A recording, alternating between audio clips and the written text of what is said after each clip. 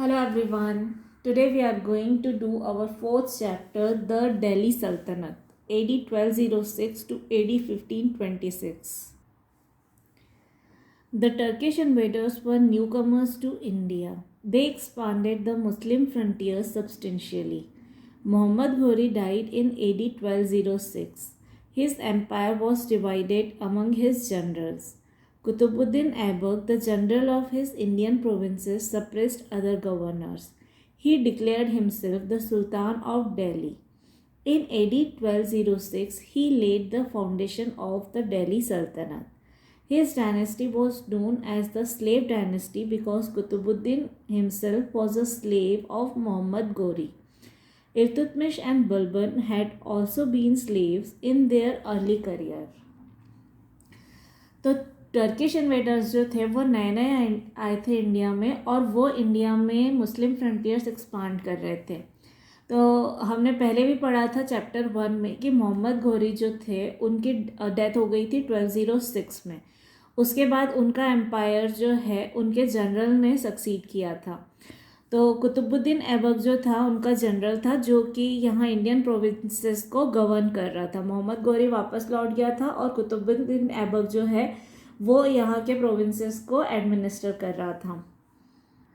तो जो बाकी जनरल्स थे यहाँ पर मोहम्मद घोरी के, उनको सप्रेस किया कुतुबुद्दीन ऐबक ने और उसने खुद को सुल्तान घोषित किया कि अब से मैं इस टेरिटरी का रूलर मैं हूँ। तो AD 1206 में उसने दिल्ली सल्तनत की शुरुआत की और उसकी डायनेस्टी जो थी उसको स्लेव डायनेस्टी बोला जाता था क्योंकि कुतुबुद्दीन ऐबक जो था वो मोहम्मद घोरी का स्लेव था और इवन इल्तुतमिश और बलबन जो थे वो भी स्टार्टिंग ईयर्स में मोहम्मद घोरी के स्लेव्स थे। तो जिन्होंने भी इस टाइम पीरियड में रूल किया वो सब स्लेव्स थे या फिर वो कभी स्लेव्स रहे थे, तो इसलिए इस डायनेस्टी को स्लेव डायनेस्टी बोला जाता है। As many as 5 dynasties ruled over Delhi until Babur started the rule of the Mughals. Slave dynasty AD 1206 to AD 1290, Khilji dynasty AD 1290 to AD 1320, Tughlaq dynasty AD 1320 to AD 1414, Sayyid dynasty AD 1414 to AD 1451, and Lodi dynasty AD 1451 to AD 1526।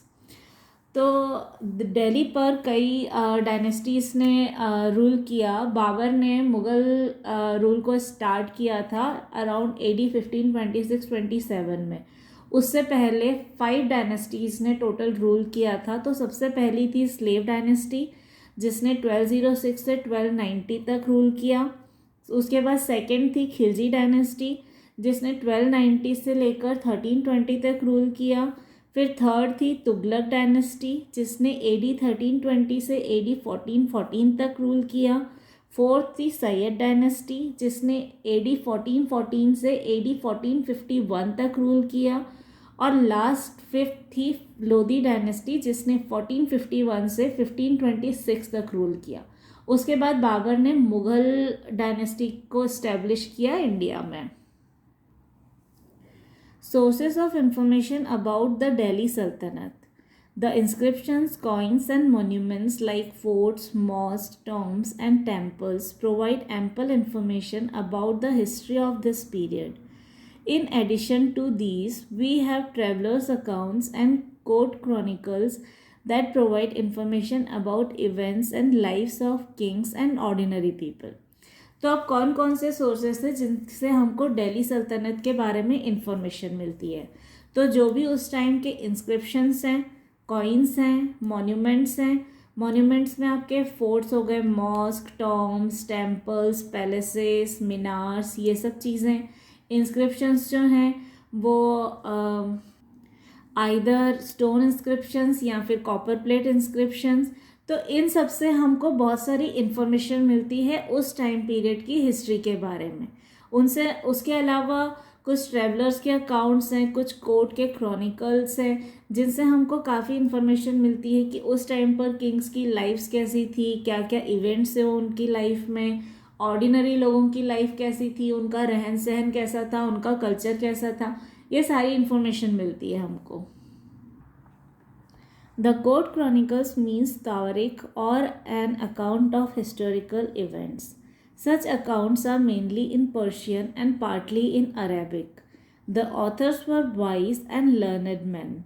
Some of them had an official position and spent a lot of time at the court of a king.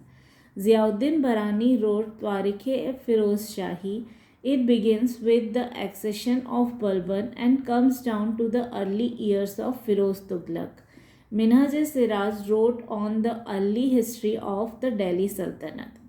तो जो court chronicles है, जिनको त्वारिख भी बोला जाता है, वो historical events के अकाउंट्स होते थे. दैट इज़ कौन सा इवेंट कब हुआ उसकी डिटेल इन्फॉर्मेशन होती थी. तो ऐसे अकाउंट्स या तो पर्शियन में लिखे जाते थे या अरबिक में लिखे जाते थे. और जो ऑथर्स होते थे वो काफ़ी लर्नेड होते थे, उनके पास काफ़ी नॉलेज होता था और कुछ तो ऑफिशियल पोजीशन बिलोंग करते थे. दैट इज़ उनको कोर्ट में ऑफिशियल पोजीशन दी जाती थी. उनका काम ही यही होता था कि कोर्ट में जो भी इवेंट्स होते हैं, जो भी डिसीजंस लिए जाते हैं, उनको उनका अकाउंट मेंटेन करना होता था. Not much information about the life of ordinary people. The authors or historians have given an excellent description of some of the major events, but there were reasons why these chronicles failed to provide much information about the life of ordinary men and women. First, they held an official position. For example, Ziauddin Barani held an important post in the revenue department. Their whole effort was to please the sultans, who rewarded them with gifts and money. How could they depict people's poverty and misery? Secondly, they lived in cities. They had no opportunity of going to the village and see how ordinary people lived there. लेकिन एक problem थी कि जो भी authors या historians थे जिन्होंने उस टाइम के बारे में इंफॉर्मेशन दी, उनकी इन्फॉर्मेशन जो थी वो लिमिटेड थी to the kings and their decisions. But ordinary लोगों के बारे में उन्होंने बहुत ज़्यादा इन्फॉर्मेशन नहीं दी. अब उसके क्या रीजंस थे? तो कॉमन मैन की लाइफ के बारे में उन्होंने ज़्यादा डिस्क्राइब नहीं किया. इसके लिए दो चीज़ें रिस्पॉन्सिबल थी.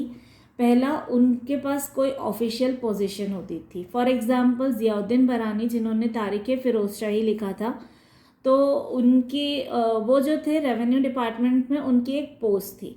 अब उनका पूरा एफर्ट क्या होता था कि वो जो भी काम करें उससे उनका सुल्तान खुश होना चाहिए, उनका रूलर जो है उसको खुश होना चाहिए, ताकि वो उनको गिफ्ट्स दें, रिवॉर्ड्स दें, मनी दें. तो इसलिए वो जो भी लिखते थे, जो भी रिकॉर्ड करते थे, वो अपने सुल्तान को खुश करने के लिए करते थे. तो अगर वो लोगों की पावर्टी के बारे में, उनकी माइजरी के बारे में लिखते, तो ऐसे केस में सुल्तान कभी भी खुश नहीं हो सकते थे. तो इसलिए उन्होंने कभी भी कॉमन मैन की डे टू डे रूटीन या उनकी प्रॉब्लम्स के बारे में कभी कुछ नहीं मेंशन किया. दूसरा रीज़न था कि जो भी क्रॉनिकलर्स थे, हिस्टोरियंस थे, वो सिटीज़ में रहते थे. जैसे हमने देखा ज़ियाउद्दीन बरानी एक क्रॉनिकलर थे, मिन्हाज-ए-सिराज थे. तो वो लोग जो हैं हमेशा सिटीज़ में रहते थे. तो विलेजेस में लोगों की लाइफ कैसी है ये कभी उनको खुद को ही देखने का मौका नहीं मिला. तो इसलिए कभी भी वो उसके बारे में कुछ लिख नहीं पाए. Bias in their account. The authors seemed to be biased. They colored their account with their own personal opinions. Minhaj-e-Siraj was a great admirer of Balban. He paints him as a great administrator free from all faults. Minhaj-e-Siraj failed to see that Balban was intolerant of the religion of the vast majority of his subjects, that is the Hindus. अब उनके accounts में थोड़ा सा बायस भी देखने मिलता था, क्योंकि उनकी पर्सनल ओपिनियन से बहुत सारी चीज़ें बदल जाती थी. उन्होंने एज अ रैशनल पर्सन उन अकाउंट्स को नहीं लिखा. जैसे यहाँ पर हम एग्जांपल लें मिन्हाज-ए-सिराज का, तो मिन्हाज-ए-सिराज ने अपनी अकाउंट्स में बलबन को काफ़ी एडमायर किया. वो बलबन को बहुत रिस्पेक्ट करते थे, उनको बहुत अप्रिशिएट करते थे. तो उन्होंने अपने अकाउंट में सिर्फ उन्हीं चीज़ों को मेंशन किया. उनको बहुत अच्छा एडमिनिस्ट्रेटर बताया, बहुत अच्छा रूलर बताया, जिसमें कोई फॉल्ट्स नहीं है. लेकिन अगर हम दूसरे हिस्टोरियंस को रेफ़र करें तो हमको पता चलता है कि बलबन जो था वो इनटॉलरेंट था टुवर्ड्स अदर रिलीजन, क्योंकि वो खुद मुस्लिम था. तो उसको ऐसा लगता था कि everybody should follow Islam only. तो लेकिन अगर इंडियन पॉपुलेशन की बात करें तो most of the people were Hindus, तो मेजर पॉपुलेशन जो है वो हिंदुइज्म को फॉलो करती थी, लेकिन still Balban was intolerant to that, और उसको ये बिल्कुल नहीं पसंद था कि उसके सब्जेक्ट्स, दैट इज़ उसके जो लोग हैं, जो उसके टेरिटरीज में जो लोग रहते हैं वो हिंदुइज्म को फॉलो करें, वो उसको टॉलरेट नहीं कर पाता था। लेकिन इस ड्रॉबैक को मिनहाज सिराज ने अपने अकाउंट्स में कहीं भी मेंशन नहीं किया। Minhaj Siraj showed bias against Razia Sultan because he was a woman. Razia Sultan was brave and energetic, but Minhaj Siraj, like other nobles, would not like to be ruled by a woman.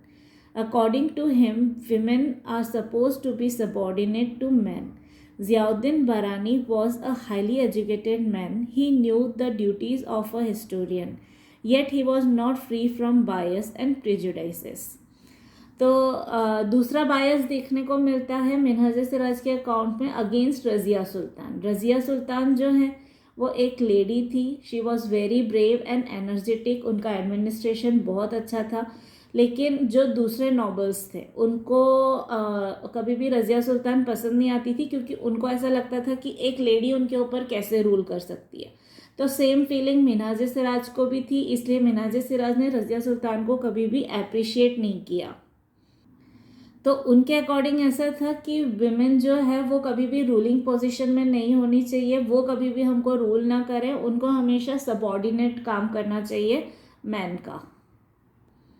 On the other hand Ziauddin बरानी वैसे काफ़ी highly educated थे, उनको पता था कि historian की duties क्या हैं, लेकिन फिर भी वो अपने बायस और प्रिजुडाइसेस से बाहर नहीं आ पाए, और उनके अकाउंट्स में भी हमको कुछ बायस और कुछ प्रिजुडाइसेस देखने मिलते हैं।